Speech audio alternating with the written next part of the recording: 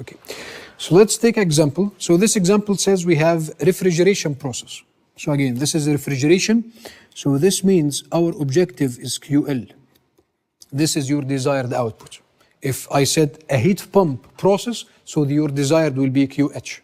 So this is very important that you know what is the objective based on the type of your cycle.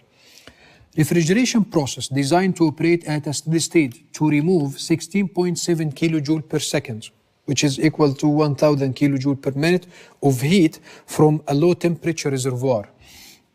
So this representing QL. So we have what is the value of QL? I have this value. And low temperature reservoir at this temperature. So this is TL, TL 278.15. And expel the heat to a high temperature reservoir at this temperature. So this is the TH we have here.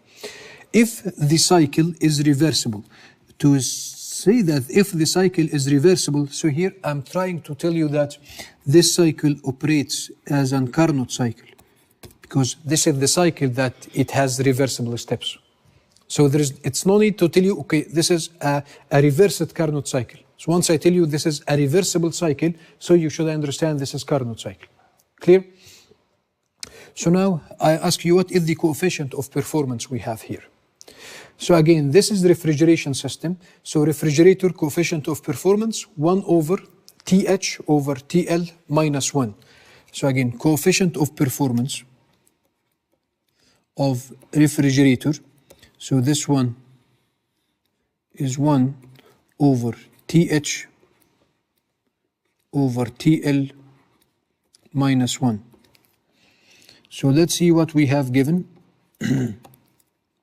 We have the low temperature is 278.15 Kelvin. TH, the high temperature, so this one is 293.15.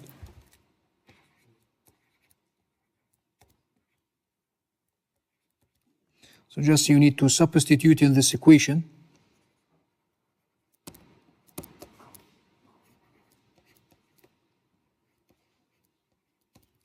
And then you can find what will be the coefficient of performance.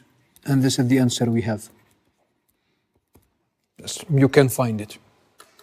Just if you know what is the low temperature, what is the high temperature, substitute, and then you have the coefficient of performance.